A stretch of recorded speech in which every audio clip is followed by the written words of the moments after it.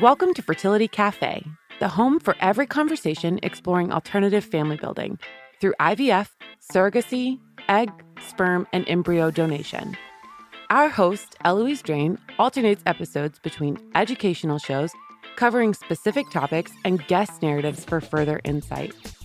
For a mastery, understanding, and confidence in all things alternative family, subscribe to Fertility Cafe. Hey there. Welcome to episode 82 of Fertility Cafe. I'm your host, Eloise Drain. A lot of people don't give any thought to infertility. It's simply not on their radar. National Infertility Awareness Week is a movement that was founded in 1989 to change all of that.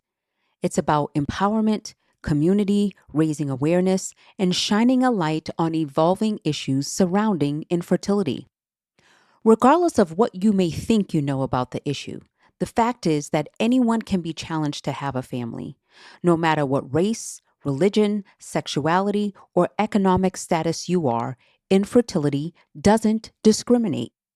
And as someone who has been an egg donor, a gestational surrogate, as well as a fierce advocate for those in this sphere who feel stigmatized and unheard, I can say that it's so amazing to have a national event exploring these issues. National Infertility Awareness Week, also known as NIAW, unites millions of people who want to remove the preconceived notions and barriers that stand in the way of building families. So for those of you who don't know about it, I'm excited to share a little bit about the background of NIAW and what you can expect. And for those who follow this event every year, we're going to talk about all the upcoming events and how you can check them out and get involved. First, let's talk about when NIAW is happening. National Infertility Awareness Week is always the last full week of April. So it's coming up April 23rd through 29th of 2023. It was founded, as I mentioned, in 1989 by the nonprofit group the National Infertility Association, otherwise known as Resolve. Their origin story goes back to 1974, when a group of people met around a kitchen table, all with one common thread. They needed support, a resource, and people who understood what it was like to live with infertility. It was then that they decided their mission would be to ensure that all people challenged in their family building journey could find a resolution. They have remained an active and relevant force, united by advocacy and inspired to act. Before we get into the actual calendar of events, I want to delve first into why events like this are so needed. The fact is that there are several significant barriers to accessing infertility care. Yes, here, in one of the most powerful countries with access to some of the top resources in the world, this remains a glaring problem today. At the top of the list of those issues are race barriers. Deeply entrenched racial and ethnic disparities in health that disproportionately impact Black women in the United States are also seen in their rates of infertility and access to care. The fact is, Black women are nearly twice as likely as their non-Hispanic white counterparts to experience infertility, but only half as likely to receive treatment. And like so many other sectors in this country, unfortunately, the infertility industry is one with a long history of institutionalized racism. I can personally speak to this. I'll tell you briefly about when I first became interested in becoming an egg donor. I was visiting with my cousin in California, and I saw an ad seeking egg donors. I contacted that agency and asked them if I could be a donor. I didn't realize at the time that it was possible to be a donor even though I didn't live in the state of California. Well, it turned out the issue wasn't about the state. Actually, the issue was that I was African American. They told me Black women didn't have infertility issues, and they were unsure if I would ever be matched. But should they have anyone interested, they will let me know. I went on to get matched eventually, but my first experience was not the greatest. Nevertheless, it was a life-changing experience, knowing that I was helping bring a life into this world and into a really great family. My fascination with the fertility industry only grew And the more I learned, the more I realized there was a vastly underserved population. When I founded Family Inceptions in 2008, we were the first surrogacy and egg donation agency in the state of Georgia, and unbeknownst to me at the time, the first Black-owned agency in the country. Apart from racism, another big barrier this industry faces is stigma. There are so many cultures and religions focused on the sacred value of fertility, but the fact is that millions of women around the world struggle with infertility. Part of the cloak of shame that surrounds it has to do with this less than feeling that women in these cultures and in these religions experience. Unfortunately, in our own country, which some people think is so progressive compared to other countries, there is an undeniable cloak of shame surrounding infertility. This may explain why, according to the National Library of Medicine, women trying to conceive have the same levels of anxiety and depression as women diagnosed with HIV, cancer, and heart disease. As an agency owner, I see the wrenching emotions people experience every day. It's real and it runs deep. And despite the revolutionary changes that have reshaped fertility medicine over the past 3 decades, one thing remains consistent. Women still insist on blaming themselves, which is really a shame, especially since in 20 to 40% of cases, infertility is due to low sperm count and other male factors. However, regardless of cause, most treatments to enhance fertility require increased effort by the woman. In other words, the burden of coping with and seeking treatment for infertility is most often placed squarely on women. Ironically, this can cause undue levels of stress and anxiety that end up making it harder to conceive. Female patients who report high levels of day-to-day stress are 13% less likely to conceive than women who experience much lower levels, according to a Boston University study published in 2018 in the American Journal of Epidemiology. Sadly, this kind of shame and embarrassment can also discourage women from pursuing fertility treatments at all. We'll get into insurance discrimination in a minute, but first, let's just talk about the systemic discrimination that exists in this country surrounding same-sex couples. Issues of discrimination, homophobia, and stigma against the LGBTQ plus community not only impact self-esteem, but they also negatively affect the health and well-being of the LGBTQ plus community. When you think about the fact that same-sex marriage has only been legal on a national level for 8 years, that in itself is kind of mind-blowing. Before then, it was up to the individual states to determine whether a same-sex couple could marry. Taking that history into account explains why the LGBTQ plus community faces such a major uphill battle when it comes to insurance for fertility issues. Last year, in an article in the Washington Post, a reporter interviewed a couple in Brooklyn, Nicholas Majapinto and Corey Briskin, about their battle with their insurance company. When the two began dating in 2011, they both felt very much on the same page about a strong desire to have children of their own. But more than 10 years later, the couple, now married, have not been able to bring this dream to fruition. The reasons, they say, are discriminatory policies that categorically shut them and other gay male couples from accessing a key fertility treatment, in vitro fertilization. Last April, Briskin and Majapinto filed a class action discrimination complaint against the city of New York, alleging the city government violated their civil rights by refusing to pay for fertility services that were covered for women and cisgender couples. In the complaint, Briskin said he believed his insurance benefits working for the city would cover some of the costs. The filing with the U.S. Equal Employment Opportunity Commission alleges that the City of New York's denial of IVF benefits to the couple and other gay male employees constitutes unlawful sex and sexual orientation discrimination. And gay couples aren't the only ones battling insurance to cover infertility issues. Currently, as of this recording, 19 states require insurance to cover fertility treatments. Statistics show that roughly 1 in 5 women have trouble getting pregnant, and IVF has become a common path to parenthood for many. But even as demand grows, insurance coverage remains limited. 27% of companies with 500 or more employees covered IVF in 2020, up from about 24% in 2015. NPR recently interviewed a couple, Brenna Kaminsky and Joshua Pritt, in Florida, which is not one of the 19 states required to cover fertility treatments. Luckily, Pritt's insurance offered coverage, putting them among the fortunate minority of Americans whose insurance plan covers what we all know is a crazy pricing procedure. Sadly, at the end of the day, the couple paid more than $15,000 for 2 rounds of IVF, including all medicines.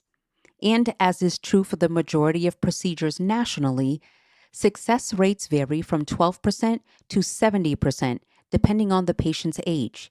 Neither round resulted in a viable pregnancy. Kaminsky expressed that the whole thing has been a nightmare. The stress, she said, was unbelievable. The article quotes Dr. Kara Goldman, Associate Professor of Obstetrics and Gynecology at Northwestern University, who states that, quote, infertility is a disease and should be treated as such, and insurance coverage should reflect that. Coverage is often incomplete because people too often don't see infertility as equal to other diseases. End quote. Yes, exactly what she said. So let's get back to the urgent need for awareness-raising events like NIAW.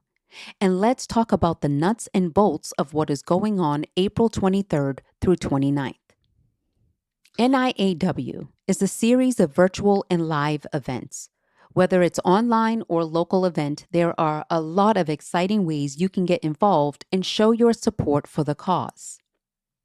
Attend Resolve's Advocacy Day. Advocacy Day, in partnership with the American Society for Reproductive Medicine, ASRM, is during NIAW on Tuesday, April 25th. This virtual event is a day for the community to come together to talk to members of Congress about important issues like increased access to family-building options and financial relief. With the guidance of a team of advocates and Resolve staff, you will have everything you need to get started. The Do-It-Yourself Walk of Hope is another great event. The Walk of Hope represents the infertility journey, a series of small steps, each one filled with hope and a reminder that no one on this journey should walk alone. By bringing a DIY Walk of Hope to your community, you're raising much-needed awareness and funds to support essential advocacy for access to family-building options, education, and programs to improve the lives of those living with infertility. Several DIY Walks of Hope are being held across the country, hosted by people who want to highlight infertility issues in their local community. Funds raised from the walk support Resolve programming. Check out their site to find out how you can start a Resolve walk or fundraiser in your area. All the information will be in our show notes. National Infertility Awareness Week is about empowering you and changing the conversation.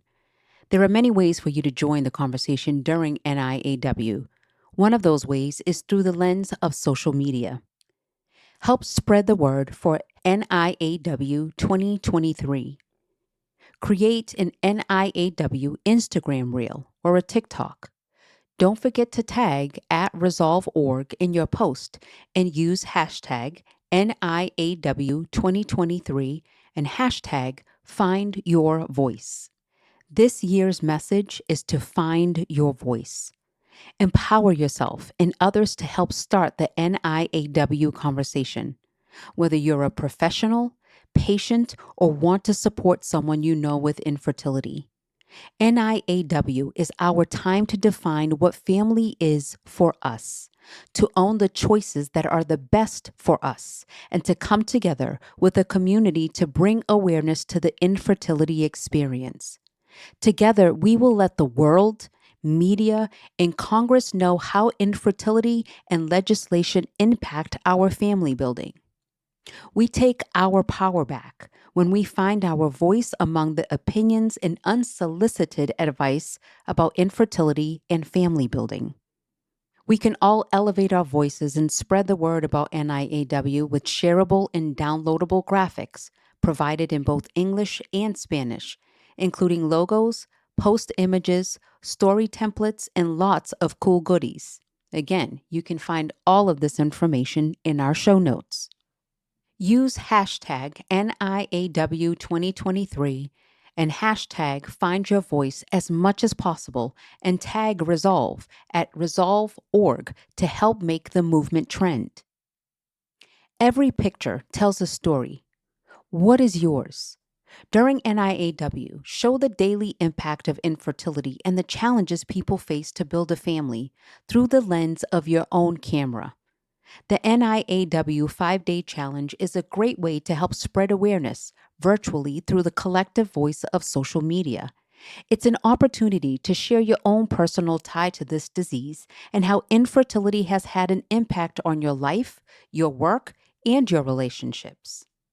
Starting Monday, April 24th and ending on Friday, April 28th, we're challenging this community to share a different photo, story, or reel for every day using the hashtags, the number of the specific day challenge, hashtag the NIAW 2023, and hashtag Find Your Voice. Here are some suggestions. Day 1, 424, Voices of Infertility. While each of our voices may tell a different story, they need to be heard. What will you have to say?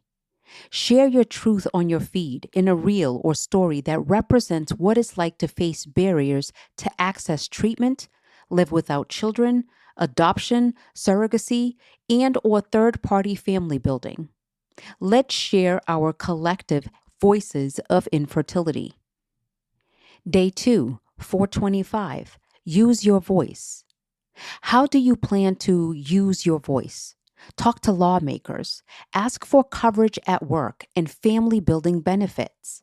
Post a picture, tag at Resolve.org, and share how you will use your voice. Day 3, 426. Wear orange. From orange socks to an awesome t-shirt, rock your orange to help support and raise awareness during National Infertility Awareness Week. Day 4, 427, Voices of Support. Where do you pull your support from? Who supports you? Is it a friend, a support group, or an online community? Elevate voices of support in your life. Day 5, 428, Find Your Voice. There are many ways to find your voice, even when sharing your own story openly may not be right for you. Share how you will find your voice after NIAW 2023 in a post, reel, or story. Start a Facebook fundraiser to raise awareness and help support the mission and programs of Resolve. Create a YouTube video about your infertility journey and let Resolve know about it. Email info@resolve.org and share your video with us at Fertility Cafe. Inform the public by posting an infertility fact a day during the week of NIAW. Share these facts about infertility on infertility etiquette. Show your support during NIAW by hosting an event, whether it's a local event in your area or an awareness event happening online. Let the good folks at Resolve know. A little more about Wear Orange.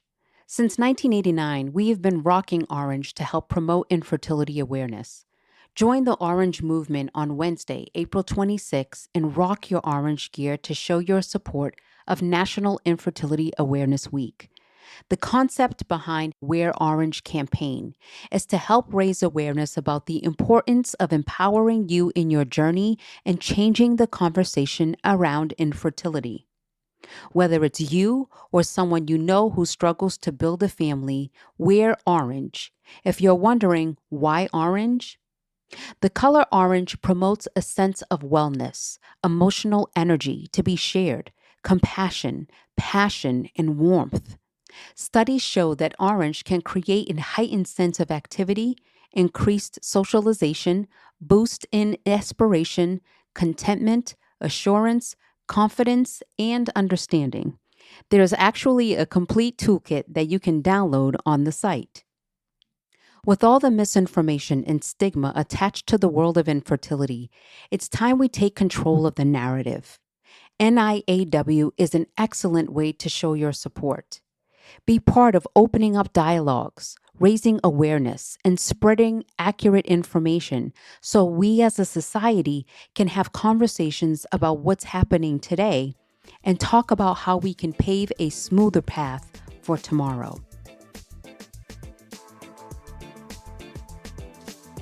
Thank you so much for listening. If you found this episode helpful, please rate Fertility Cafe on your favorite listening platform and share this episode with anyone you think could benefit from hearing it. Tune in next week for another amazing episode on Fertility Cafe. Until then, remember, love has no limits. Neither should parenthood.